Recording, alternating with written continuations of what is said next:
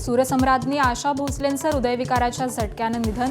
शिवाजी पार्कमधील स्मशानभूमीत आज दुपारी 4 वाजता अंत्यसंस्कार. सकाळी 11 ते दुपारी 3 वाजेपर्यंत पार्थिव अंत्यदर्शनासाठी ठेवणार. आशा भोसलेंना दिग्गजांची श्रद्धांजली. सोशल मीडिया, वर्तमानपत्रांमध्ये लेख लिहून जागवल्या आठवणी. संगीत क्षेत्रातलं चैतन्य हरवल्याची भावना. अमेरिका होर्मुझ सामुद्रधुनीची नाकेबंदी करणार. शांती वार्ता फिसकटल्यानंतर ट्रम्प यांची धमकी. तर होर्मुझ इराणच्या नियंत्रणाखाली, कारवाई केल्यास सडेतोड उत्तर देणार इराणचं प्रत्युत्तर.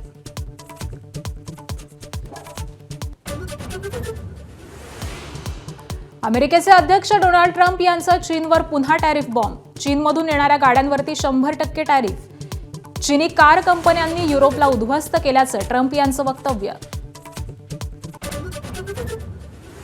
अमेरिका इराणमधल्या चर्चेसाठी आता रशियाचा पुढाकार. पुतीन यांनी बोलून दाखवली मध्यस्थाच्या भूमिकेची इच्छा. इराणच्या पेजेशकियान यांच्याशी पुतीन यांची फोनवर चर्चा.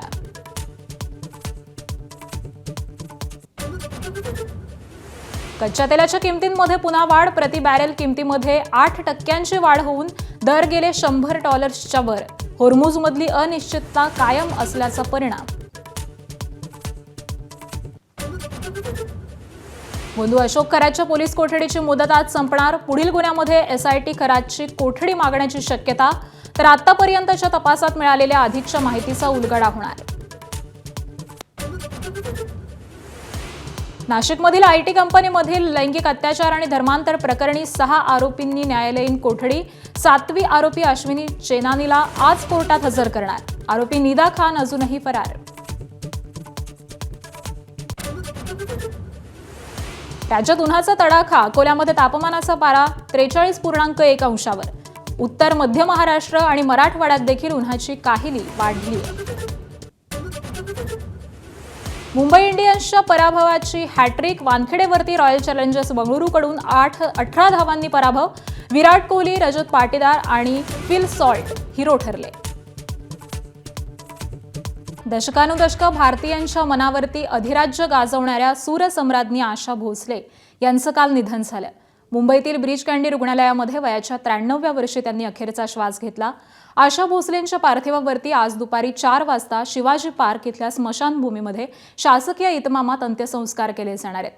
त्याआधी त्यांचं पार्थिव हे लोअर परळमधील निवासस्थानी सकाळी 11 वाजल्यापासून दुपारी 2 वाजेपर्यंत अंत्यदर्शनासाठी ठेवण्यात येणार आहे. दुपारी 4 वाजता मुख्यमंत्री, दोन्ही उपमुख्यमंत्र्यांसह इतर महत्त्वाचे नेते हे अंत्यसंस्कारासाठी उपस्थित राहणार आहेत. भारतरत्न आणि गानसम्राज्ञी लता मंगेशकर यांची लहान बहीण असलेल्या आशा भोसले यांना हिंदी सिनेसृष्टीची वर्सटाईल गायिका म्हणून ओळखलं जायचं. तब्बल 6 दशकं त्यांनी इंडस्ट्रीमध्ये आपल्या गाण्यांना आवाज दिलाय. त्यांनी केवळ हिंदीमध्येच नाही तर मराठी, बंगाली, गुजराती, तमिळ, तेलुगूसह अनेक भाषांमध्ये गाणी गायली आहेत. हिंदी सिनेसृष्टीतील दिग्गज संगीतकार RD बर्मन, OP नय्यर, सचिन देव बर्मन, लक्ष्मीकांत प्यारेलाल यांच्यासोबत त्यांनी अनेक अजरामर अशी गाणी गायली आहेत.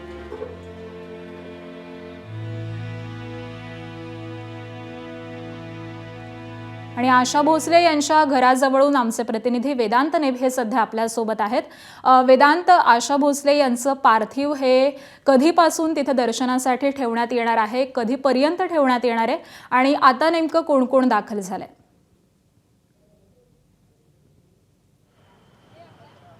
आकांक्षा, ज्या प्रकारे आपण बघितलं काल दुपारी आशा भोसले यांचं निधन झालं.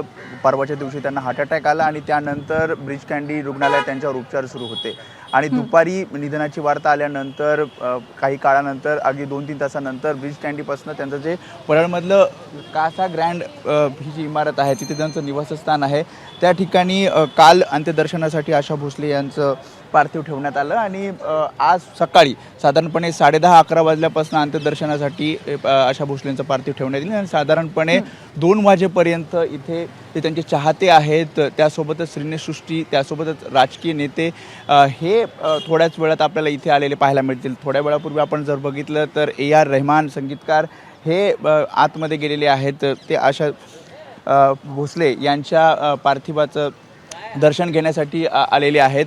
आणि जसं मी म्हटलं की जसं हे पार्थिव अंत्यदर्शनासाठी ठेवलं जाईल तेव्हा अनेक दिग्गज मंडळी, सिनेसृष्टी असतील किंवा राजकीय नेते असतील, हे आपल्याला या निवासस्थानी आलेले पाहायला मिळतील.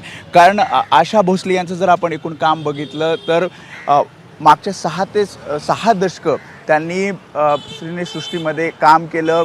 अगदी देशभरात जगभरात आपलं नाव गाजवलं. आणि ज्या प्रकारे आपण बघितलं तर वर्सटाईल सिंगर म्हणून त्यांच्याकडे बघितलं जातं. एका पठडीतलं गाणे त्यांनी गायले नाही तर विविध पठडीतली गाणी त्यांनी गायली.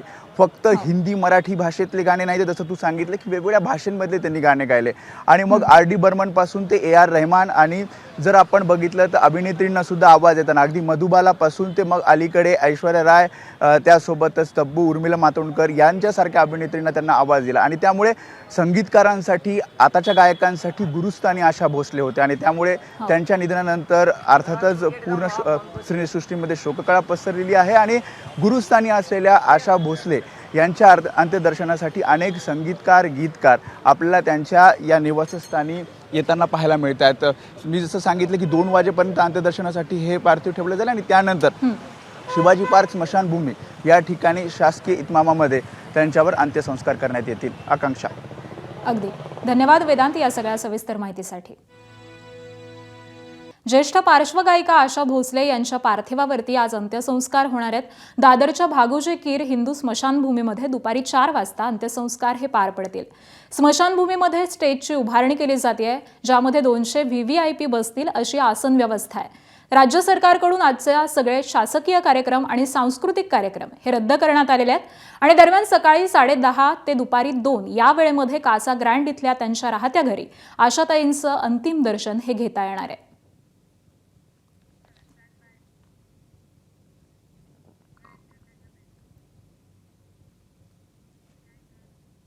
दरम्यान मुख्यमंत्री देवेंद्र फडणवीस, मनसे अध्यक्ष राज ठाकरे, त्याचबरोबर केंद्रीय राज्यमंत्री रामदास आठवले यांनी काल आशा भोसलेंच्या पार्थिवाचं दर्शन घेतलं. याशिवाय अभिनेते जॅकी श्रॉफ यांनी देखील आशाताईंच्या पार्थिवाचं दर्शन घेतलंय.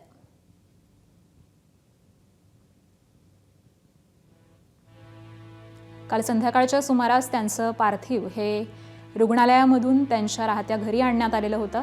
आणि त्याचवेळी राजकीय क्षेत्रातली ही सगळी दिग्गज मंडळी दर्शनासाठी दाखल झालेली होती.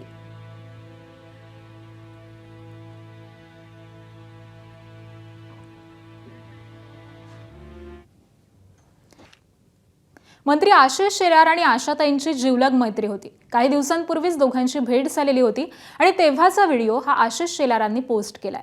पाहूयात. आणि महेश ब्रह्मा विष्णू आणि महेश सामोरी बसले, मला हे दत्त गुरु दिसले, मला हे दत्त गुरु दिसले. ब्रह्मा विष्णू आणि महेश, ब्रह्मा विष्णू आणि महेश सामोरी बसले, मला ते दत्त गुरु दिसले, मला हे दत्त गुरु दिसले. लता दीदी आणि आशा भोसलेंचे नागपूरच्या शेवाळकर कुटुंबियांशी अगदी जिव्हाळ्याचे संबंध होते. आशा भोसले हे नागपुरात आल्यावरती शेवाळकर कुटुंबियांची आवर्जून भेट घ्यायच्या. विद्यावाचस्पती राम शेवाळकरांचे मंगेशकर कुटुंबियांशी खास ऋणानुबंध होते. 2015 मध्ये नागपूर महापालिकेतर्फे नागपूर महोत्सवाचं आयोजन हे करण्यात आलेलं होतं आणि या नागपूर महोत्सवामध्ये आशा भोसले यांचाही लाईव्ह कॉन्सर्ट पार पडली. तर या कॉन्सर्टनंतर आशाताई यांनी आशुतोष शेवाळकर यांच्या घरी रात्रीचं जेवण केलं आणि त्यावेळेचा किस्सा शेवाळकर कुटुंबियांनी सांगितलाय. आशाताईंना स्वच्छतेची शिस्त होती, खाण्याची आवड होती, अशी प्रतिक्रिया ही शेवाळकर कुटुंबियांनी दिली आहे.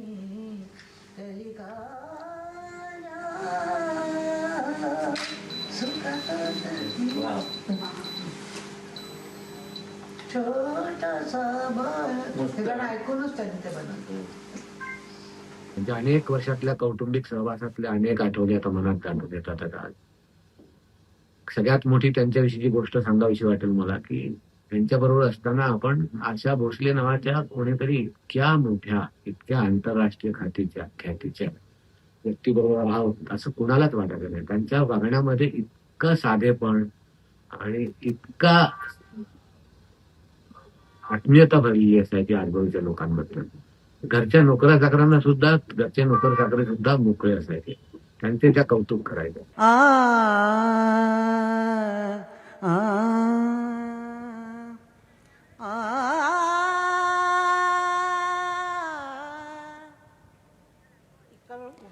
तर आशाताईंच्या या असंख्य आठवणी आपण जाग्या करणार आहोत, पण तुर्तास एक छोटासा ब्रेक घेतोय. पाहत रहा एबीपी माझा.